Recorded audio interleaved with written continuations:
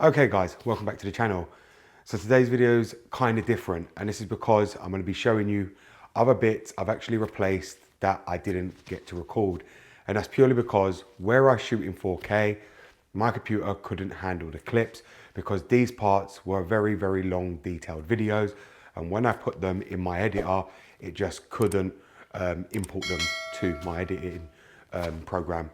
And therefore, I couldn't actually upload them. Every time the clips were just too damn big that it just couldn't edit them. And therefore, I thought I'd just do the video showing you guys that it's actually been done. Obviously, I was trying to go through every small detail, so it made the video nearly over an hour long on all of it. And it was not easy to obviously edit them, and that's why I didn't actually upload it. So I thought I'll do this video showing you guys all the other bits I've actually done to this car. So let's get onto it and I'll show you what else I've done to this car which haven't been done on the videos. Goddamn, get it done, will ya? Woo. When the blow up now, everybody's so unusual with it. Shit. But said times in his rhymes cause his memories. We running through New York, so you know. Okay guys, so the first one, as many of you can see by the color of this gasket, I've actually replaced the valve cover gasket. I also replaced the Valvetronic motor seal and the eccentric shaft seal. Now I was recording this and this video ended up turning out at 53 minutes long. And that was just actually removing the valve cover because I went over every little detail, every little bolt and how to remove every single thing on the valve cover. So that video ended up being very, very long. That when it got into my editor, it just couldn't edit it.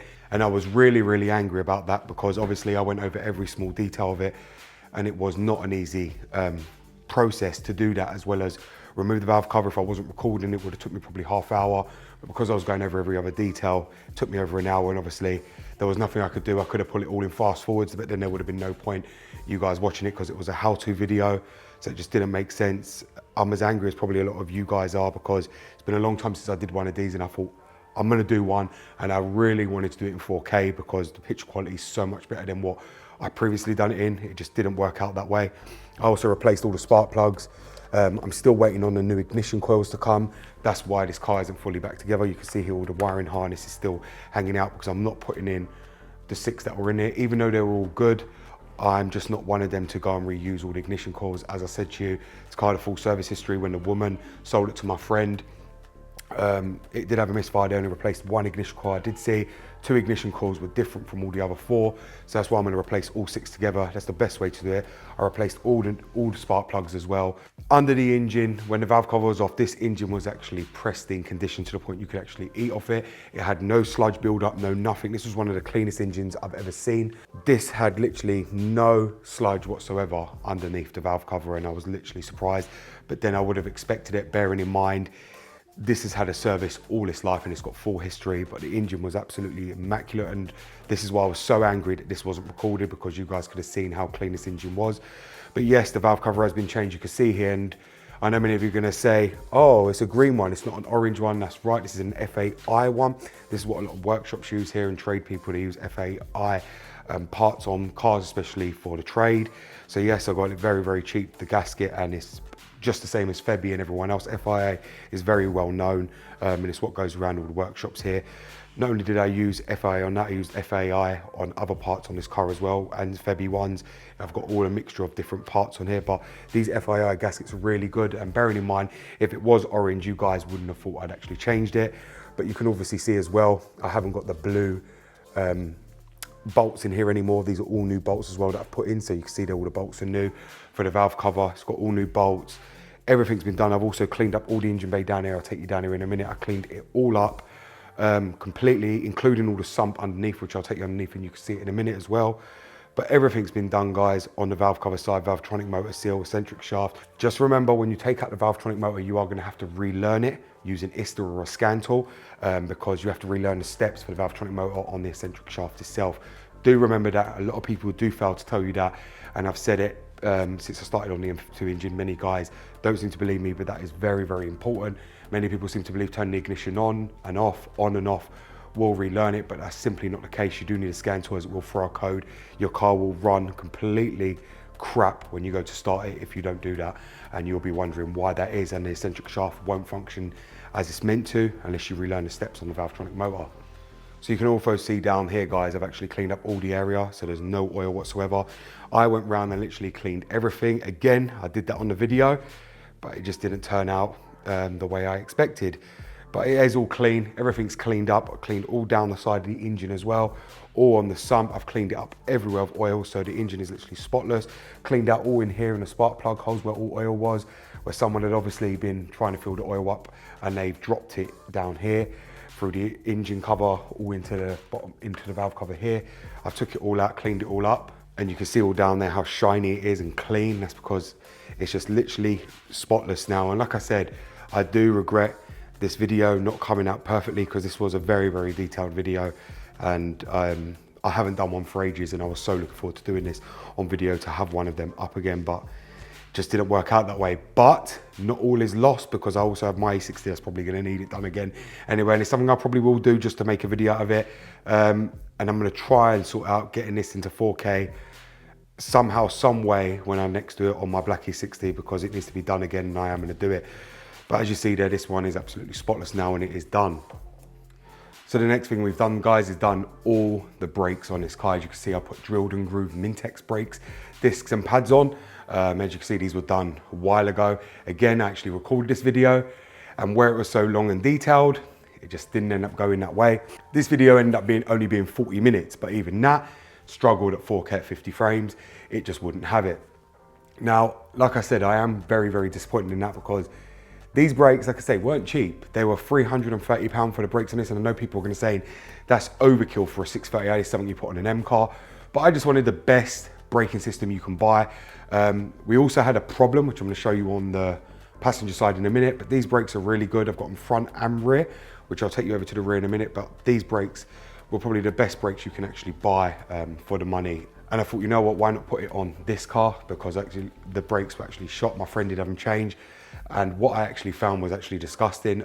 My friend had a mechanic change his brakes when he first got the car, and his mechanic failed to tell him something which could have been life-changing for him if something bad had actually happened. He got very lucky it didn't, and I'll show you what that was in a minute.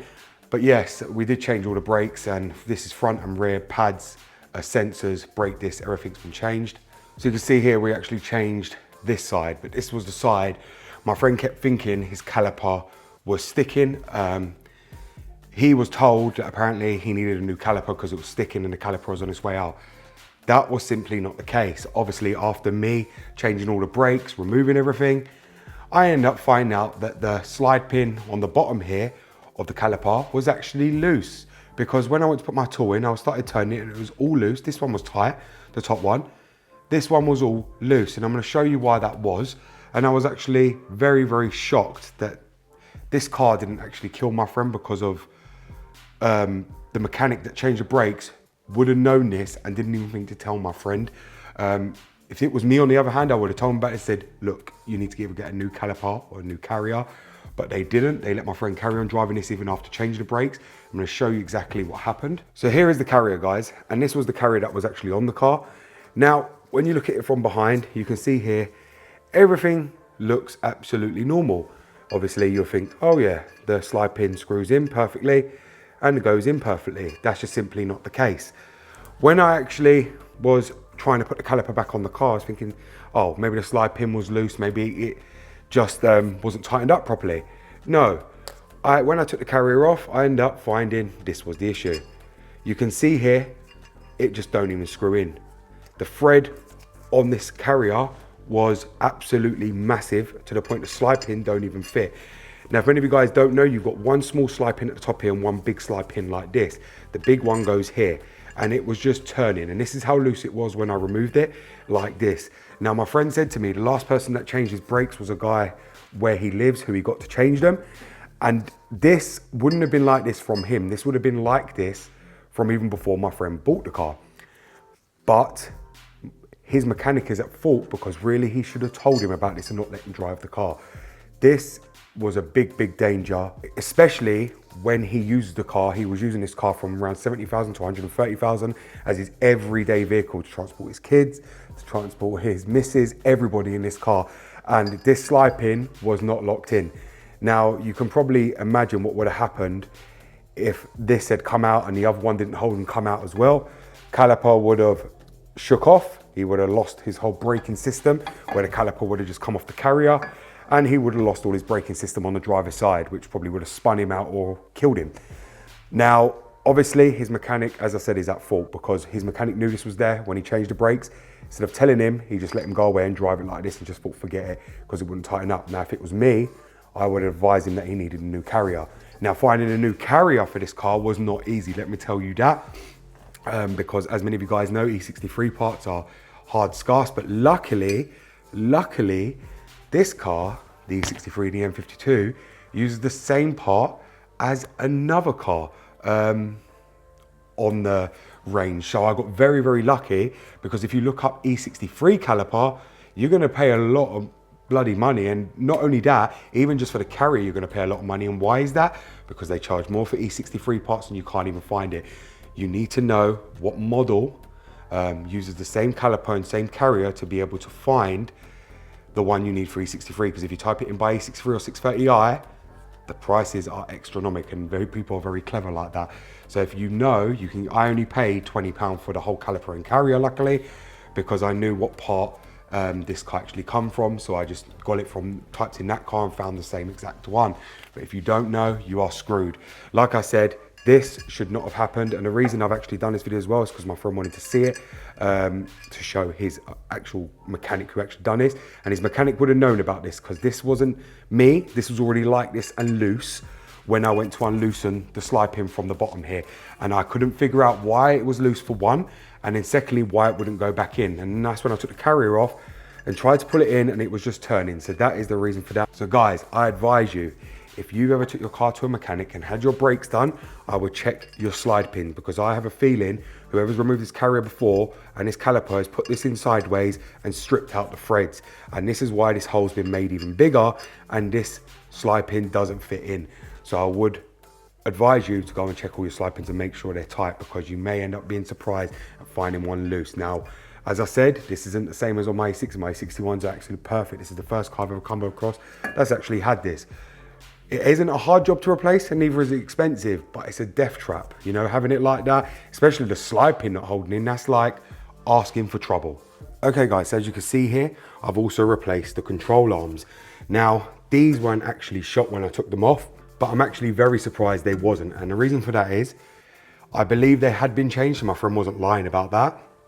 But when his mechanic has actually changed these, the bushing that actually goes to the subframe was not tight at all. I was able to unloosen them with just 2 spanners, and that is never ever possible on these cars.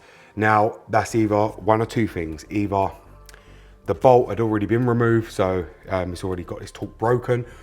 2, it hadn't been torqued up properly.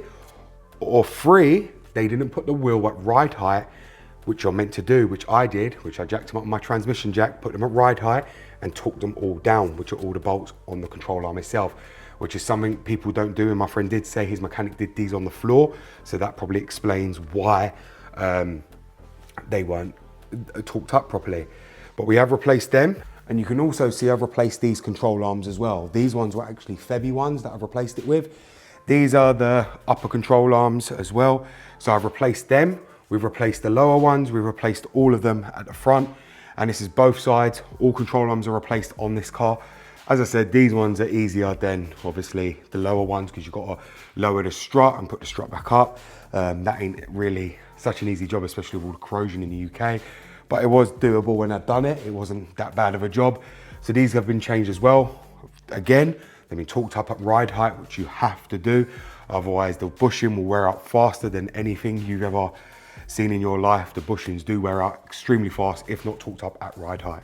So you can see here, this is the passenger side, and these ones as well have been torqued up. These are all new. This again is an FAI control arm right here, same set. This is the passenger side. As I said, these are not cheap. These are £93 each and very, very hard to find, because the E63 uses a different one to the E60. They're angled differently, as you'll see. They're angled a lot higher, so they are different, and you can't just use a set of E61s and put them on. I do believe that's what my friend done. He bought E61s and they got them on, but I believe that's why he was having a lot of shaking coming from his driver's side wheel because of the wrong control arms. I must say though, the old control arms are actually in perfect condition. The bushings weren't ripped out, they weren't worn. Really, did I have to change them? No, I didn't. The only reason I changed them is because he put his 61s on and I just didn't like the fact of that. And secondly, I was trying to get to the bottom of the diagnosis why this wheel was shaking, and I think that was the main culprit. Again, we have replaced these control arms as well, which are the upper ones. Now, this bushing on these ones were completely torn out and ripped, as you probably would have seen in one of my videos, so I had to replace them.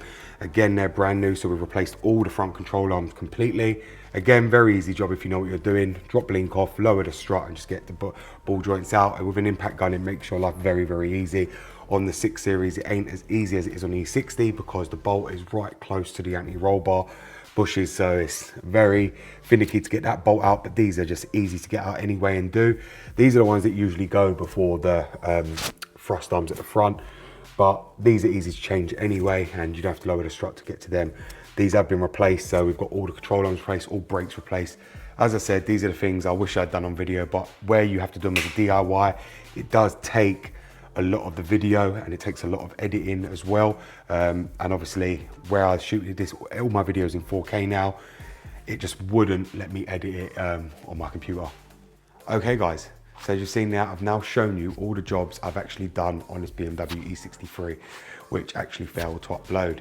Now the reason they failed to upload is because, as I said, I shoot in 4K. I also had my friend try to help me edit them and upload them, but even he had the same problem. As I said, to get these videos fully detailed and be able to use them as a DIY, they have to be very detailed videos. And as I said to you, there's no point me uploading something that you guys ain't gonna benefit from. So I thought about it and I thought I'm not gonna even try and focus to get this edited. What I'll do is when I get the other E60 in, I can do them videos again on that car, because unless I can get them fully detailed and full DIY videos, there is no point me just uploading a half-hearted video or half the video or putting it all in fast forwards, because that isn't going to help any of you if you guys actually wanted to do it. So I am sorry about that, guys, and I will be uploading them videos that I have done in this car on the Black E60, because that Black E60 does need brakes, so that's going to be needing to be done, and that Black E60 is going to be needing a valve cover, so them jobs have to be done in that car. So even though I've missed it on this one, it is going to be done on that one. So thank you very much for watching, guys, and as I said, I am sorry that I didn't really upload these videos on these parts that were done. Thank you very much for watching. It's BMW Dr. Dean here, and goodbye.